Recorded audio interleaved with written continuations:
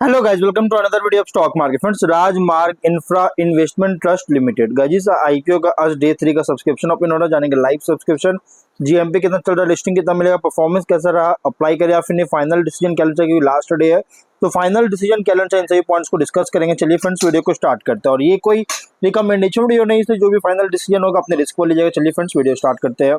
तो guys IPO जो है 11 को ओपन हुआ था, 13 मार्च आज क्लोज किया जा रहा है। 24 मार्च का लिस्टिंग रेट रखा गया 99 to 100 रुपीज पर शेयर की प्राइस बैंड।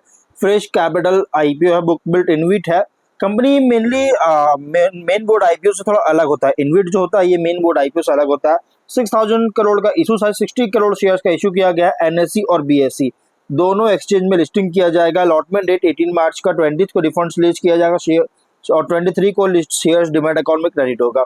ऑफर दिया गया क्यूआईबी एंगल इंक्लूड नहीं करेंगे 22.7%, एचएनआई 18.9%, रिटेल और स्ट्रैटेजिक इन्वेस्टर को रिटेल को ऑफर नहीं किया गया, लेकिन स्ट्रैटेजिक इन्वेस्टर्स को 24.6% ऑफर किया गया है। एंकर से 1728 करोड़ का फंड रेज कर चुका है।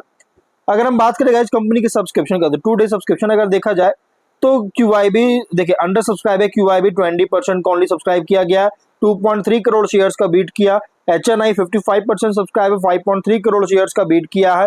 टोटल हुआ 36% सब्सक्रिप्शन, जो कि लगभग 7.6 करोड़ शेयर्स का बीट करता हुआ देखने को मिल रही है।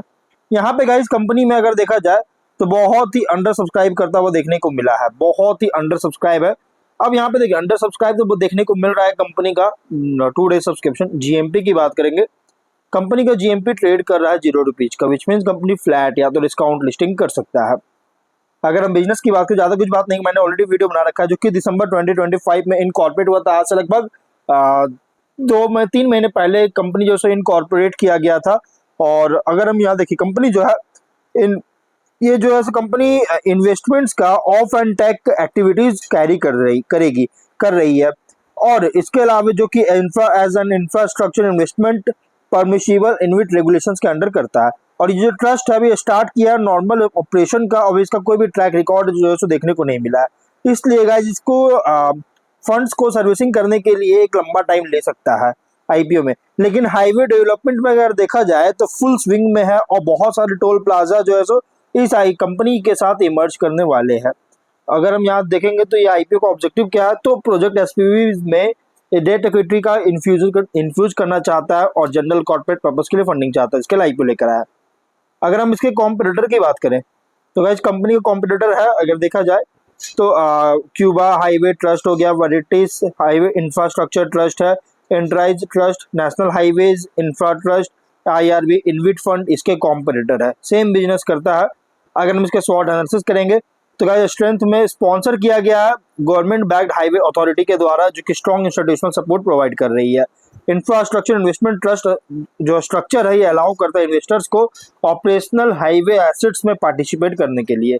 रेवेन्यू मेनली जनरेट कर रहा है कलेक्शन, टोल कलेक्शन और कंसेशन एग्रीमेंट से। ऑपरेशनल इंफ्रास्ट्रक्चर एसेट्स जो होता है ये प्रोवाइड करता है रिलेटिवली स्टेबल और प्रेडिक्टेबल कैश फ्लोज का। और हाईवे एसेट्स का मल्टीपल रीजन्स में पोर्टफोलियो बहुत ज्यादा है, पोर्टफोलियो है जिससे डाइवर्सिफिकेशन प्रोवाइड करता है। और ऑपरेशनल इंफ्रास्ट्रक्चर से वैल्यू अनलॉक करने का डिजाइन करती है, अनलॉक करने के लिए डिजाइन करता है एसेट्स का, जिससे इनकम जो है इन्वेस्टर्स को प्रोवाइड कर सके। और वीकनेस की बात करेंगे तो रिटर्न्स बहुत ज्यादा हेवीली डिपेंड करता है traffic volumes, toll collection performance पर। इंफ्रास्ट्रक्चर एसेट्स में जो है रिक्वायर होगा ऑनगोइंग मेंटेनेंस और ऑपरेशनल एक्सपेंडिचर का, और लिमिटेड ऑपरेशनल कंट्रोल है अगर हम ट्रेडिशनल इंफ्रास्ट्रक्चर कंपनी से कंपेयर करें। ग्रोथ भी अगर देखें तो रिटर्न्स जो है, रिटर्न्स में जो ग्रोथ होगा है ये बहुत ज्यादा स्लोअर है, क्योंकि रेवेन्यू लार्जली रेगुलेटेड और कंसेशन बेस्ड होता है। पॉलिसी एंड कंसेशन एग्रीमेंट्स पर लॉन्ग टर्म ऑपरेशंस के लिए डिपेंडेंस बहुत ज्यादा है। अपॉर्चुनिटीज की बात करें तो large infrastructure development pipeline India में बहुत तेजी से इंक्रीज हो रहा है, जिससे long term road uses growth को सपोर्ट करता है।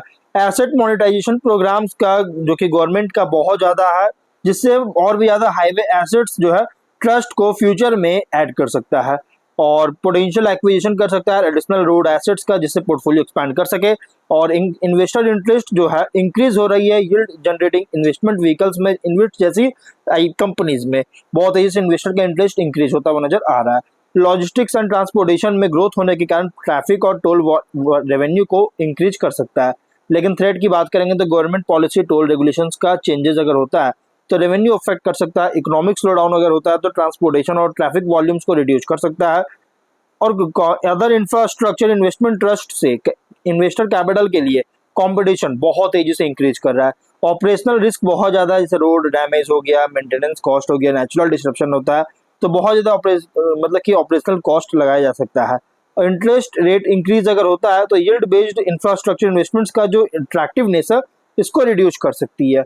वहीं अगर पीयर कॉन्टेक्स्ट करेंगे तो मतलब देखिए, अगर ट्रेडिशनल इंफ्रास्ट्रक्चर कंस्ट्रक्शन कंपनी से कंपेयर करें तो ये जो कंपनी है ना, ये ऑपरेट हो रहा है एज अ यील्ड, और ये operate oriented investment vehicle holding, जो कि होल्ड किया हुआ है ऑपरेशनल रोड एसेट्स का। और वहीं अदर इन्विट से कंपेयर करें तो एसेट क्वालिटी, ट्रैफिक पोटेंशियल और जो यील्ड जो इन्वेस्टर्स को डिस्ट्रीब्यूट कर रहा है, इस पर कंपनी इसके बेस पर कंपनी कम्पीट करता है। इन्वेस्टर की आईपीओ रिप्रेजेंट कर रहा है infrastructure and income focused investment, जहां रिटर्न्स डिपेंड करेगा पूरी तरह से टोल रेवेन्यू स्टेबिलिटी और long term road traffic growth पर। तो ओवरऑल अगर हम बात करें तो आईपीओ जो प्योर लॉन्ग टर्म आईपीओ है। तो गाइज आप जो भी फाइनल डिसीजन लीजिएगा अपने रिस्क पर लीजिएगा, क्योंकि प्योर लॉन्ग टर्म आईपीओ, और जो भी डिसीजन होगा अपने रिस्क पर लीजिएगा। मिलते हैं नेक्स्ट वीडियो में, टिल देन बाय बाय।